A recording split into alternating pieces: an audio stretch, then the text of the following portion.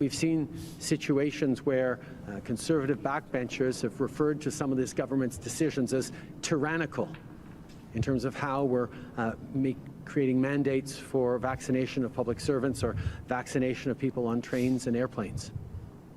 Well, the answer to tyranny is to have an election. No, that's not true, because an election is a moment every 4 years. Tyranny can exist punctuated by the odd election. By the way, this health, vaccination, biosecurity state, social credit system, vax passport, whatever you want to call it, it wasn't debated in Parliament, wasn't introduced as a bill, wasn't subject to scrutiny in the House of Commons committee. They've had a year and a half, by the way, but they just haven't. Not that O'Toole would oppose it. I just read his platform today. Not a word opposing it.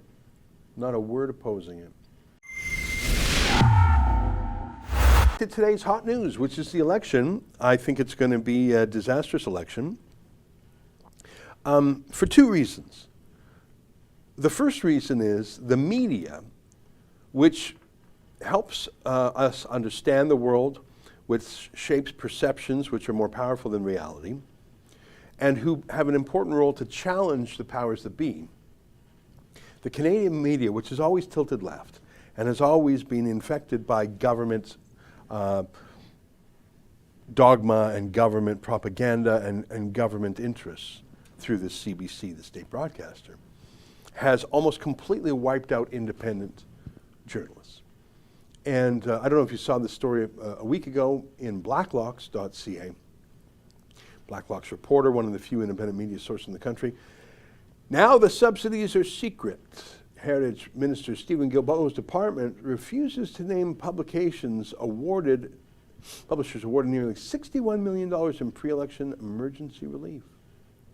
The grants were to ensure readers receive timely information they require from their government. So they just gave out $61 million to the media right before the election as a pre-election tip, bribe, commission, payoff, solidarity fund. So the media were bad enough. The CBC media was the worst. And you just gave them $61 million and you're keeping their names secret for the election. So the media is now completely compromised. And they don't care if you know it.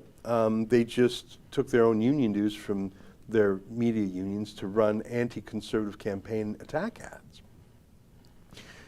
Who are the independent journalists in this country? Well, aside from Rebel News, there's True North, TNC.news, there's Spencer Fernando, there's Western Standard Online, there's a guy out in BC, I think it's called The Breaker, Bob Mackin, there's Blacklocks Reporter. I think I've just gone through it. The Post-Millennial does some independent journalism, but they're mainly just, they just rewrite news stories on Twitter. I don't know how much primary journalism they do. I like them, but they don't do primary journalism. That's it, I think. All the newspapers are on the take, all the TV stations, all the radio stations. So that's the first problem. You can't trust the media anymore. Not that you really ever could, but now they're just completely in the tank. The second problem is that Her Majesty's loyal opposition, the official opposition, and the official critics, you know, these are titles, and they're actually jobs and job descriptions, and you get paid for it. Well, the Conservative Party isn't really conservative, and the opposition isn't really opposing. So who is? In the pre-show, the bonus material, we talked about how Trudeau said, if you don't like a tyranny, now's your time to speak up. Let's play that clip one more time, because it is quite impressive. Trudeau is saying, well, I can't be a tyrant because we're having this election. Take a look. We've seen situations where conservative backbenchers have referred to some of this government's decisions as tyrannical in terms of how we're creating mandates for vaccination of public servants or vaccination of people on trains and airplanes. Well, the answer to tyranny is to have an election. No, that's not true, because an election is a moment every 4 years. Tyranny can exist punctuated by the odd election. By the way, this health, vaccination, biosecurity state, social credit system, vax passport, whatever you want to call it, it wasn't debated in Parliament, wasn't introduced as a bill, wasn't subject to scrutiny in the House of Commons committee. They've had a year and a half, by the way, but they just haven't. Not that O'Toole would oppose it. I just read his platform today. Not a word opposing it. Not a word opposing it. So it is not disproof of a tyranny that once every 4 years you have a vote.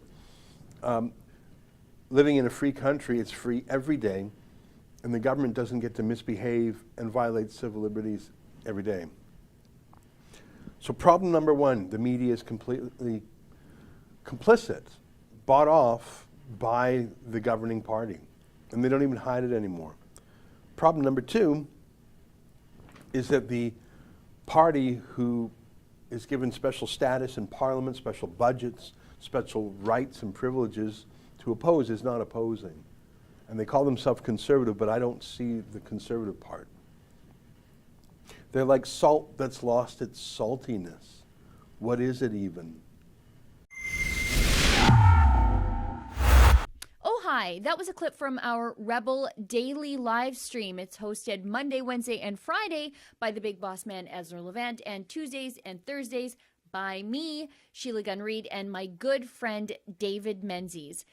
On the live stream, we talk about the news of the day, we show some videos, and we interact with our viewers at home. We stream at 12 noon Eastern, 10 Mountain. You can find us on YouTube, Rumble, Super U, and Odyssey.